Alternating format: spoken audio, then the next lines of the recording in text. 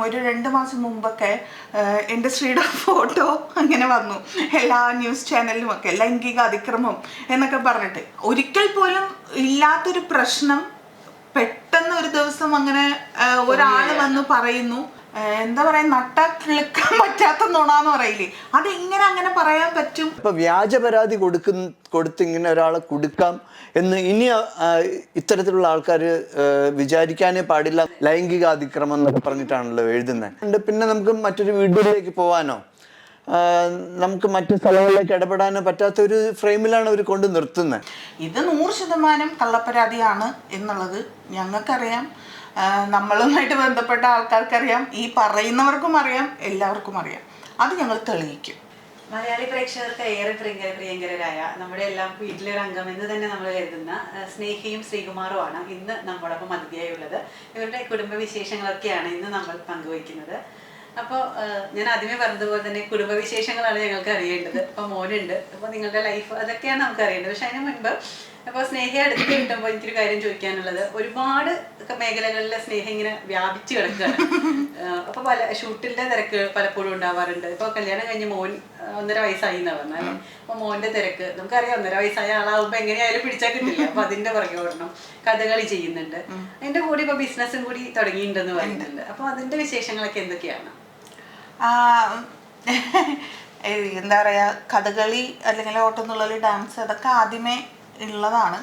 അതിൻ്റെ കൂട്ടത്തിലേക്ക് വളരെ യാദൃശ്ചികമായിട്ട് അഭിനയം വന്നതാണ്. അതെ. പിന്നെ അത് കഴിഞ്ഞിട്ട് നമ്മൾ ഒന്നിച്ച് താമസിക്കാൻ തുടങ്ങി. പിന്നെ കുഞ്ഞുവാവ് വന്നു. അപ്പം അതൊക്കെ എങ്ങനെയെന്ന് ചോദിച്ചാൽ നമ്മളതിന് തന്നെ അങ്ങ് റെഡി ആകുക എന്നുള്ളതാണ്. പിന്നെ ബിസിനസ് എന്ന് പറയണത് ഇപ്പോൾ എനിക്ക് എന്ത് കാര്യം തോന്നിയാലും പെട്ടെന്ന് അത് ഇംപ്ലിമെന്റ് ചെയ്യുന്ന ആളാണ് ഞാൻ. അതിന് വേണ്ടിയിട്ട് അതിൻ്റെ വരായികകളൊന്നും അങ്ങനെ ഭയങ്കരമായിട്ട് ആലോചിക്കുന്ന ആളല്ല.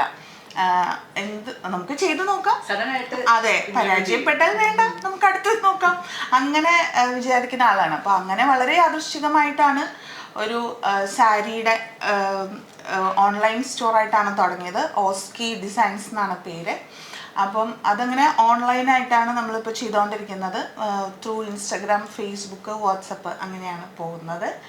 ഇപ്പോൾ ഞങ്ങൾ ദ സ്പേസ് എന്ന് പറഞ്ഞിട്ട് നമ്മുടെ പനമ്പള്ളി നഗർ ഒരു മൾട്ടി ബ്രാൻഡ് ഷോപ്പുണ്ട്.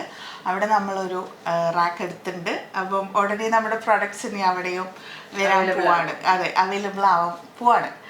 അപ്പൊ അത് എങ്ങനെയും ചോദിച്ചാ എങ്ങനെയാ ശ്രീ പറഞ്ഞ എങ്ങനെയാണ് ശ്രീ ചോദിക്കുമ്പോൾ എന്താണ് ആ സപ്പോർട്ട് എന്നുള്ളത്. അപ്പൊ അത്ര സപ്പോർട്ട് ഉള്ളത് കൊണ്ടായിരിക്കും. പക്ഷെ അങ്ങനെ പറയുമ്പോഴും ഇപ്പൊ നമുക്ക് പലപ്പോഴും ആലോചിക്കാറുണ്ട്. ഇപ്പൊ ഒരു ഞാനിങ്ങനെ ഒരു ജെൻഡർ അങ്ങനെ ഒരു വേർതിരിവിലായിട്ട് പറയുന്നതല്ല. പക്ഷെ എപ്പോഴും നമ്മൾ ആലോചിക്കാറുണ്ട്, ആണുങ്ങളാണെങ്കിൽ പുറത്തു പോകുന്നു, ജോലി എടുക്കുന്നു, തിരിച്ചു വരുന്നു. പക്ഷെ സ്ത്രീകൾ അങ്ങനെയല്ല, വീട് മെയിൻറ്റെയിൻ ചെയ്യും, കുട്ടികളെ നോക്കുന്നുണ്ട്, ഇപ്പോൾ നമ്മളെ തൊഴിൽ അത് ചെയ്യുന്നുണ്ട്. അതിന്റെ കൂടെ എക്സ്ട്രാ ഒരു വർക്ക് പോലെയാണ് ഇപ്പൊ നമ്മളെ പാഷൻ ഡാൻസ് ചെയ്യുന്നുണ്ട്, എക്സ്ട്രാ ഒരു വർക്കായിട്ടാണ് നമ്മളിപ്പോ ബിസിനസ് ചെയ്യുന്നത്. ഇതിനൊക്കെ മാനേജ് ചെയ്യുക അല്ലെങ്കിൽ ഇതിനൊക്കെ ഒന്ന് കോർഡിനേറ്റ് ചെയ്യാന്ന് പറയുന്നത് ഒരു സ്ത്രീ എന്നുള്ള നിലയിലല്ലേ അത് ശരിക്കും? അല്ല, അത് ഞാനിപ്പം ഇപ്പൊ മിക്കവാറും എല്ലാ വനിതാ ദിനത്തിന്റെ ഒന്നും എന്തെങ്കിലുമൊക്കെ പരിപാടികളിൽ നമ്മൾ പങ്കെടുക്കാൻ വേണ്ടി ക്ഷണിക്കാറുണ്ട്. അപ്പോൾ ഇപ്പോൾ ലാസ്റ്റ് നമ്മൾ ഉദയംപേരൂർ പഞ്ചായത്തിൻ്റെ കുടുംബശ്രീയായിട്ട് ബന്ധപ്പെട്ട പരിപാടിയിലായിരുന്നു. അപ്പം നമ്മൾ ഈ പറയുന്ന വേദികളിൽ ചെല്ലുമ്പോൾ വനിതാ ദിനം അല്ലെങ്കിൽ സ്ത്രീകളുമായി ബന്ധപ്പെട്ട പരിപാടി എന്ന് പറയുമ്പോൾ ഒരു 1-2 ആൾക്കാർ സംസാരിക്കുന്നതിൽ വരും നമ്മൾ ഇതിലൂടെ ഉദ്ദേശിക്കുന്നത് സ്ത്രീകളെ ശക്തരാക്കുക, സ്ത്രീകൾ മുന്നോട്ട് വരണം, അങ്ങനെയൊക്കെ പറയും. അപ്പം ഇതൊക്കെ കഴിഞ്ഞിട്ടായിരിക്കും ഞാൻ സംസാരിക്കാൻ ചെല്ലണം. അപ്പം ഞാൻ ഇത്തവണ പറയുമ്പോഴും ഞാൻ പറഞ്ഞു, എവിടെ ചെല്ലുമ്പോഴും ഞാനിത് കേൾക്കാറുണ്ട്. പക്ഷേ എൻ്റെ ഒരു അഭിപ്രായത്തിൽ സ്ത്രീകളെ ഇനിയും ശക്തരാക്കേണ്ട ആവശ്യമൊന്നുമില്ല. ഓൾറെഡി ഭയങ്കര കപ്പാസിറ്റി ഉള്ള ആൾക്കാരാണ് സ്ത്രീകൾ. എന്നിട്ട് ഞാൻ അവരുടെ അടുത്ത് പറഞ്ഞു, നമ്മൾ ഈ പറഞ്ഞ പോലെ ജോലി ചെയ്യും, വീട്ടിലെ കാര്യങ്ങൾ ചെയ്യും. ഇനിയിപ്പോൾ നമ്മൾ തുണി അലക്കിയിട്ട് പുറത്തിട്ടിട്ട് പോയിട്ടുണ്ടെങ്കിലും അതിൻ്റെ ഉത്തരവാദിത്വം നമുക്കുണ്ട്. എടുത്തിട്ടാൻ ആരെങ്കിലും ഏൽപ്പിച്ചിട്ടുണ്ടെങ്കിലും വിളിച്ചേക്കും അത് എടുത്തിട്ടോ എന്നുള്ളത്. പക്ഷെ എനിക്ക് തോന്നിയിട്ടുള്ളത്, ആണുങ്ങളെ സംബന്ധിച്ച് ജോലിക്ക് പോകുന്നു, വരുന്നു, ഒരു സമയം ഒരേ കാര്യം പറ്റുള്ളൂ. നമ്മൾ മൾട്ടി ടാസ്കിങ് ആണ്, ഒരുപാട് കാര്യങ്ങൾ പറ്റും.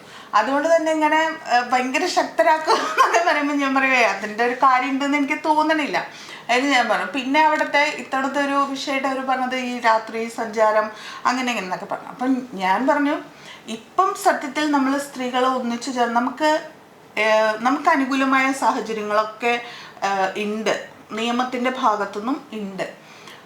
അപ്പോൾ ഇപ്പം നമ്മൾ ചിന്തിക്കേണ്ട രണ്ട് കാര്യങ്ങളായിട്ടാണ് എനിക്ക് പേഴ്സണലി തോന്നിയിട്ടുള്ളത് കേട്ടോ. ഇതിൽ ചിലപ്പം പല അഭിപ്രായങ്ങളുണ്ടാവും, ഇതിൻ്റെ താഴെ എന്ത് കമൻറ്റ് വരുന്നുള്ളത് എനിക്കറിയില്ല. പക്ഷേ എൻ്റെ അഭിപ്രായത്തിൽ ഇപ്പം നമ്മൾ സ്ത്രീകളുടെ കൂട്ടായ്മ ചിന്തിക്കേണ്ട രണ്ട് കാര്യങ്ങൾ. ഒന്ന് എന്ന് പറയുന്നത്, നമ്മൾ പ്രതീക്ഷിക്കാത്ത പല വാർത്തകളാണ് ഇന്ന് നമ്മൾ കേട്ടുകൊണ്ടിരിക്കുന്നത്, ലഹരിയുമായിട്ട് ബന്ധപ്പെട്ടിട്ട് അല്ലെങ്കിൽ കുട്ടികളുടെ അതിക്രമവുമായിട്ട് ബന്ധപ്പെട്ടിട്ട്. ഇതിൽ നമുക്ക് ഏത് രീതിയിൽ ഇടപെടാൻ പറ്റും എന്നുള്ളതാണ് സ്ത്രീകൾ പ്രധാനമായിട്ടും ആലോചിക്കേണ്ട ഒരു കാര്യം. അത് ഒരു പരിധിവരെ വളരെ ധൈര്യത്തോടു കൂടി തന്നെ നമ്മൾ സംസാരിക്കാൻ ഇറങ്ങണം എന്നുള്ളതാണ് ഒന്ന് എനിക്ക് തോന്നിയിട്ടുള്ളത്. രണ്ടാമത്തെ കാര്യം എന്ന് പറയുന്നത്, ഈ നിയമത്തിൻ്റെ എല്ലാ സംരക്ഷണയിലും നമുക്ക് മുന്നോട്ട് പോകാൻ പറ്റുമെങ്കിലും ഇതിപ്പോൾ ഇവിടെ പറയേണ്ടതുണ്ടോ എന്ന് ചോദിച്ചാൽ എനിക്ക് മാത്രമേ അത് പറയാൻ പറ്റുള്ളൂ. അതുകൊണ്ട് ഞാൻ പറയാണ്, എല്ലാവരും മറന്നൊരു കാര്യമായിരിക്കും, ഒരു 2 മാസം മുമ്പൊക്കെ എൻ്റെ സ്ത്രീയുടെ ഫോട്ടോ അങ്ങനെ വന്നു എല്ലാ ന്യൂസ് ചാനലിലുമൊക്കെ, ലൈംഗിക അതിക്രമം എന്നൊക്കെ പറഞ്ഞിട്ട്.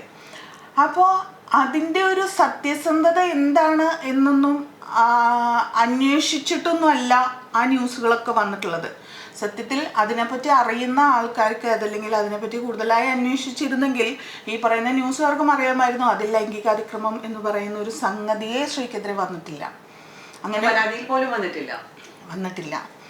പിന്നെ അപ്പം അവിടെ ഒരു സ്ത്രീയാണ് കൊടുത്തത്. ഇന്നും ഇപ്പം ഞാൻ പറയുന്നു, എനിക്ക് അവരുടെ പേര് പറയാനോ അല്ലെങ്കിൽ അത് ആരാണെന്ന് പറയാനോ ഈ കേസ് എന്താണെന്ന് പോലും പറയാനുള്ള സ്വാതന്ത്ര്യം എനിക്കില്ല. സത്യത്തിൽ ഞാനും ഒരു സ്ത്രീയാണ്, അവരനുഭവിക്കുന്ന അതേ സംരക്ഷണം എനിക്കും ആവശ്യമാണ്. പക്ഷെ അത് പറയാൻ പറ്റാത്തത് എൻ്റെ ഗതികേടാണെന്നേ ഞാൻ പറയുള്ളൂ. അപ്പോൾ അങ്ങനെ ഒരു സംഗതി വന്നപ്പോൾ ഒരു സ്ത്രീ എന്നുള്ള രീതിയിൽ ഞാൻ അത് 100% വ്യാജ പരാതിയാണെന്ന് എനിക്കറിയാം, നിയമപരമായി തന്നെ അതിനെ നേരിടും എന്നൊക്കെയുള്ള വിശ്വാസം എനിക്കുണ്ട്. എൻ്റെ സുഹൃത്തുക്കൾ എൻ്റെ കൂടെ ഉണ്ടായിരുന്നു. ഇതൊക്കെ ഉണ്ടെങ്കിൽ പോലും ഞാൻ പറയുന്നത്, നമ്മൾ ആ സമയത്ത് ആ ഒരു ഫ്രാക്ഷൻ ഓഫ് സെക്കൻഡ് നമ്മൾ പോയ ഒരു മാനസികാവസ്ഥയുണ്ട്, അതൊരാളും ചിന്തിച്ചിട്ടില്ല. ഈ പറയുന്ന ഓപ്പോസിറ്റ് നിൽക്കുന്നതും ഒരു സ്ത്രീയല്ലേ, അവരും ചിന്തിച്ചിട്ടില്ലല്ലോ. സത്യം പറഞ്ഞാൽ നിയമങ്ങള് 2 രീതിയിൽ ഉപയോഗിക്കപ്പെടുകയാണ്. അപ്പം ഇത്തരം വ്യാജ പരാതികൾ വരുമ്പോൾ എന്ത് സംഭവിക്കും? സത്യമായ പരാതി കൊടുക്കുന്നവരുടെ ഞാൻ പറയുന്ന ഈ അന്വേഷണ ഉദ്യോഗസ്ഥർക്ക് കൂടുതൽ എന്താ പറയുക തിരക്കുകൾ ഇവരുണ്ടാക്കി കൊടുക്കല്ലേ ഈ വ്യാജ പരാതി കൂടിയിട്ട്. അവരിതിൻ്റെ പണിയെടുക്കണ്ടേ? ഇത് ഞാൻ സമയം കൊടുക്കുന്നില്ല, അതാണ് ഞാൻ പറയുന്നത്. അപ്പം അങ്ങനെ ഒരു സംഗതി വന്നു കഴിഞ്ഞപ്പോൾ എന്തായാലും ഞാൻ ശ്രീയുടെ അടുത്ത് ഞങ്ങൾ രണ്ടുപേരും പറയുന്നത് ഇത്രയേ ഉള്ളൂ, ഇത് 100% കള്ളപ്പരാതിയാണ് എന്നുള്ളത് ഞങ്ങൾക്കറിയാം, നമ്മളുമായിട്ട് ബന്ധപ്പെട്ട ആൾക്കാർക്കറിയാം, ഈ പറയുന്നവർക്കും അറിയാം, എല്ലാവർക്കും അറിയാം. അത് ഞങ്ങൾ തെളിയിക്കും.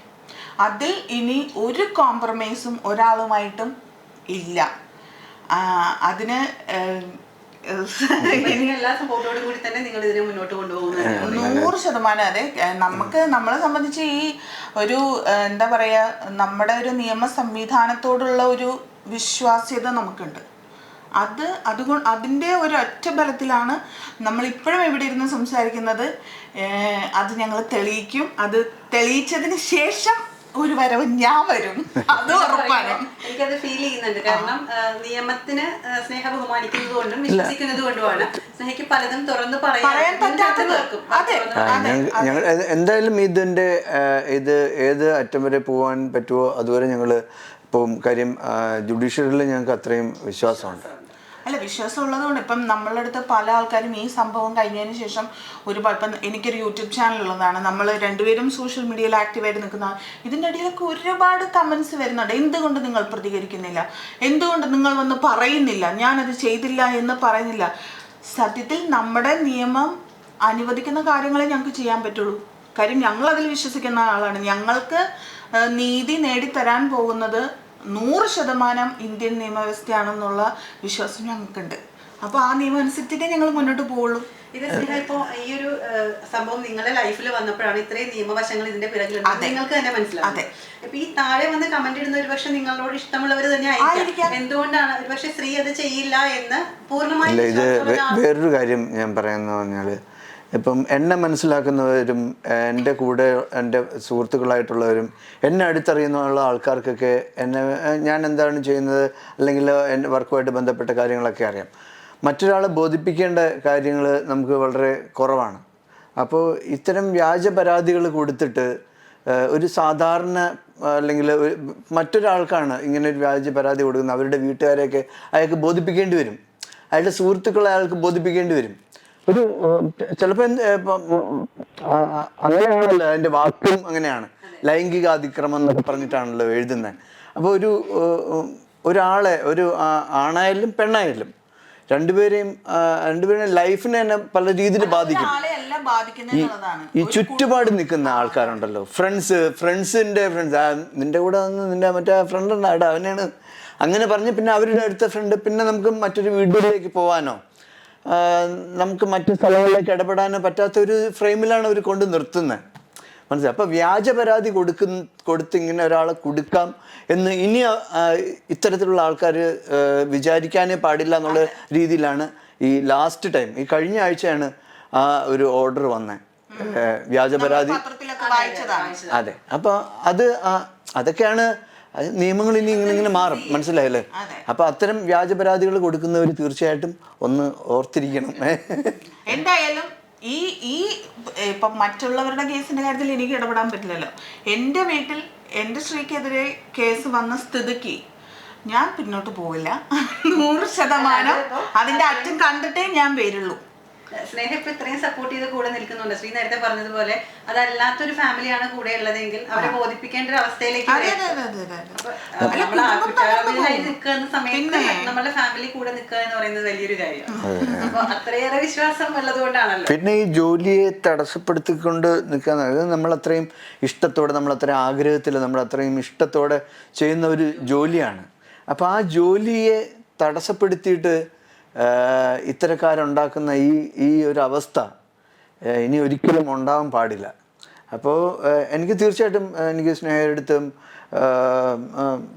എൻ്റെ വീട്ടുകാരുടെ അടുത്തും സ്നേഹയുടെ വീട്ടുകാരുടെ അടുത്തും എല്ലാവരും എന്നെ ആ രീതിയിൽ എന്നെ മനസ്സിലാക്കുകയും നമ്മളെയൊക്കെ അറിയുകയും ചെയ്യുന്നതുകൊണ്ടാണ്.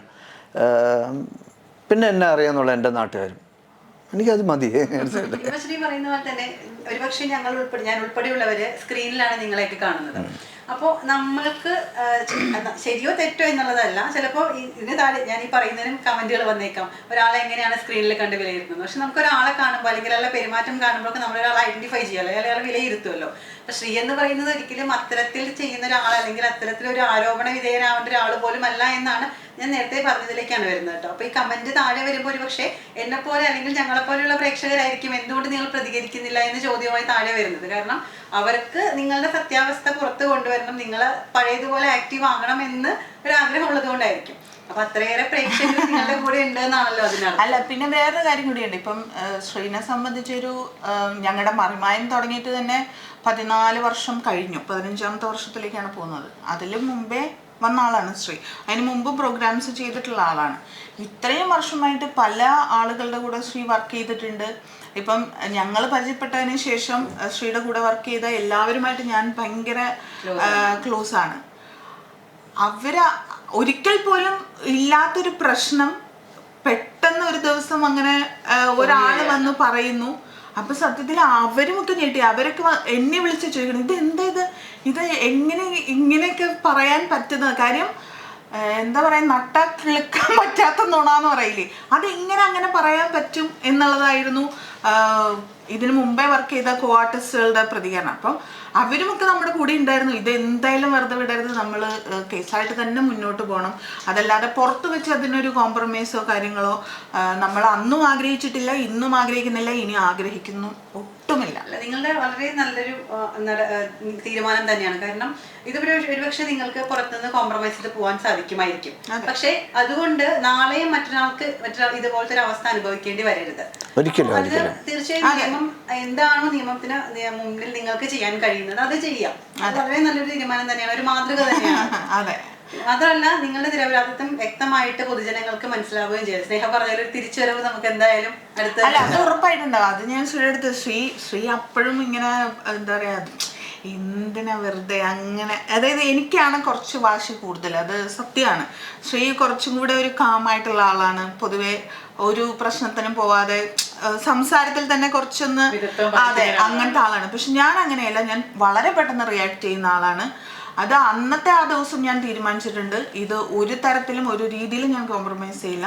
ഇത് കേസ് പറഞ്ഞ് ഞാൻ എത്ര കാലം എടുത്താലും കേസ് പറഞ്ഞ് തന്നെ ഞാൻ തീർക്കുള്ളൂ. അതിൽ എനിക്ക് തീരുമാനമുണ്ട്.